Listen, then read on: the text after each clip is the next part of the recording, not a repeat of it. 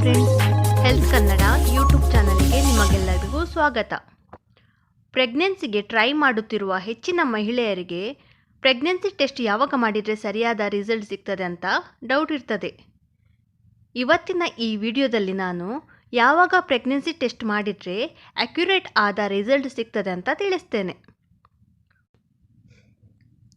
ಒಂದು ಮಹಿಳೆ ಗರ್ಭಿಣಿಯಾದಾಗ ಅವರ ದೇಹದಲ್ಲಿ ಹ್ಯೂಮನ್ ಕೊರಿಯಾನಿಕ್ ಗೋನಾಡೋಟ್ರೋಪಿನ್ ಎಂಬ ಹಾರ್ಮೋನ್ ಬಿಡುಗಡೆಯಾಗುತ್ತದೆ. ಇದು ಮೊದಲು ಅವರ ರಕ್ತದಲ್ಲಿ, ನಂತರ ಯೂರಿನ್ನಲ್ಲಿ ಸೇರಿಕೊಳ್ಳುತ್ತದೆ.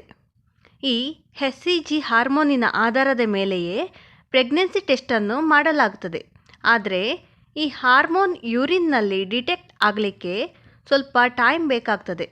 ಒಂದು ವೇಳೆ ನೀವು ಪೀರಿಯಡ್ ಮಿಸ್ ಆಗೋ ಮೊದಲು ಪ್ರೆಗ್ನೆನ್ಸಿ ಕಿಟ್ನಲ್ಲಿ ಟೆಸ್ಟ್ ಮಾಡಿದರೆ ನೆಗೆಟಿವ್ ಬರ್ಬೋದು.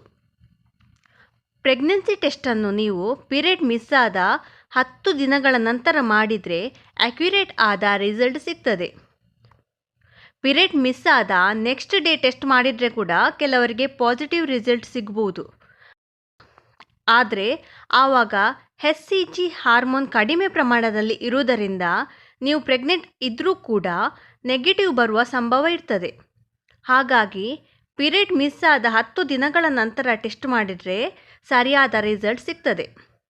ಒಂದು ವೇಳೆ ನಿಮಗೆ ಇರ್ರೆಗ್ಯುಲರ್ ಪೀರಿಯಡ್ ಇದ್ದರೆ ಆವಾಗ ನೀವು ನಿಮ್ಮ ಲಾಂಗೆಸ್ಟ್ ಪೀರಿಯಡ್ ಸೈಕಲ್ ಇದೆ ಅಲ್ವಾ, ಅದರ 10 ದಿನಗಳ ನಂತರ ಚೆಕ್ ಮಾಡಿದರೆ ಅಕ್ಯುರೇಟ್ ಆದ ರಿಸಲ್ಟ್ ಸಿಗ್ತದೆ.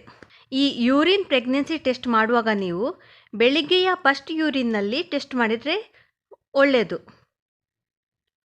ಬೇರೆ ಟೈಮ್ನಲ್ಲಿ ಕೂಡ ಮಾಡ್ಬೋದು, ಆದರೆ ಬೆಳಿಗ್ಗೆಯ ಯೂರಿನ್ನಲ್ಲಿ HCG ಅಧಿಕ ಪ್ರಮಾಣದಲ್ಲಿ ಇರುವುದರಿಂದ ಸರಿಯಾದ ರಿಸಲ್ಟ್ ಸಿಗ್ತದೆ.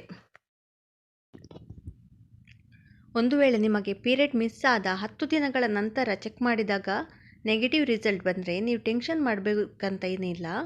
ಒಂದು ವಾರ ಬಿಟ್ಟು ಇನ್ನೊಮ್ಮೆ ಚೆಕ್ ಮಾಡಿ, ಆವಾಗ ಪಾಸಿಟಿವ್ ಬರ್ತದೆ. ಒಂದು ವೇಳೆ ಆವಾಗಲೂ ಕೂಡ ನಿಮಗೆ ನೆಗೆಟಿವ್ ಬಂದರೆ ನೀವು ಖಂಡಿತವಾಗಿಯೂ ಡಾಕ್ಟರ್ನ ಕನ್ಸಲ್ಟ್ ಮಾಡಬೇಕು. ಇವತ್ತಿನ ಈ ವಿಡಿಯೋ ನಿಮಗೆ ಎಲ್ಲರಿಗೂ ಇಷ್ಟ ಆಗಿದೆ ಅಂತ ಭಾವಿಸ್ತೇನೆ. ಈ ವಿಡಿಯೋ ನಿಮಗೆ ಯೂಸ್ಫುಲ್ ಅಂತ ಅನಿಸಿದರೆ ಲೈಕ್ ಮಾಡಿ ಹಾಗೂ ನಿಮ್ಮ ಫ್ರೆಂಡ್ಸ್ಗೆ ಹಾಗೂ ರಿಲೇಟಿವ್ಗೆ ಕೂಡ ಶೇರ್ ಮಾಡಿ. ಧನ್ಯವಾದಗಳು ಫ್ರೆಂಡ್ಸ್.